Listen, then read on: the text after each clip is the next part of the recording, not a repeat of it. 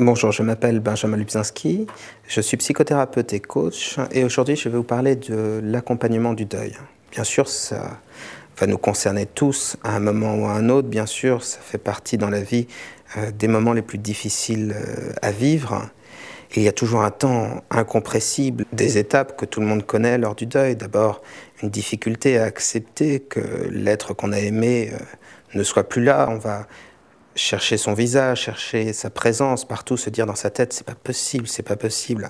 Et puis au fur et à mesure, on va passer par différents états qui, même s'ils sont vécus d'une manière très personnelle, sont communs à peu près à tout le monde. Il y a une période après cette difficulté d'acceptation où on va pouvoir se sentir coupable. On va se dire, j'ai pas passé assez de temps avec la personne, je ne l'ai pas suffisamment aimé, suffisamment bien, je n'ai pas été assez présent. Et puis parfois même une culpabilité. Et il peut y avoir également de la colère. On peut en vouloir à la personne d'être morte. C'est un peu idiot à dire, mais c'est souvent un sentiment qu'on éprouve, une colère, une tristesse qui est rentrée, ou une difficulté à exprimer ses émotions. Le deuil fait partie de la vie, et peut-être est-il important de ne pas toujours le médicaliser, c'est-à-dire de passer systématiquement par les antidépresseurs, par les anxiolytiques. On a un droit à la douleur, on a un droit à la reconnaissance de cette douleur, quel que soit le deuil qu'on fasse, que ce soit le deuil de ses parents, le deuil de l'être aimé, le deuil d'un enfant, ou le deuil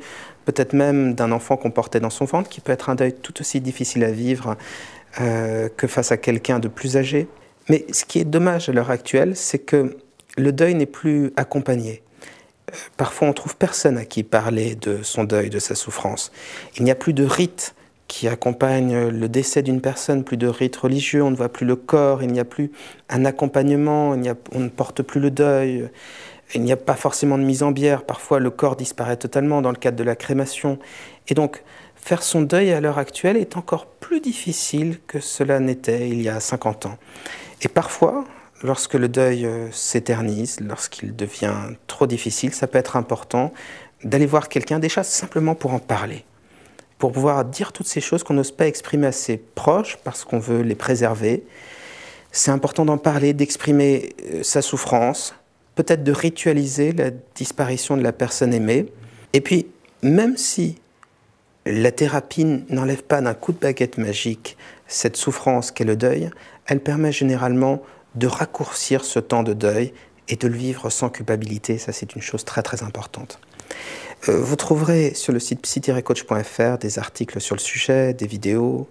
Vous trouverez également des biographies, des liens vers des livres traitant de la problématique du deuil, des adresses de spécialistes si vous avez besoin d'en parler, si vous sentez qu'en parler dans le cadre de la famille n'est pas suffisant et que votre deuil n'est pas assez bien vécu.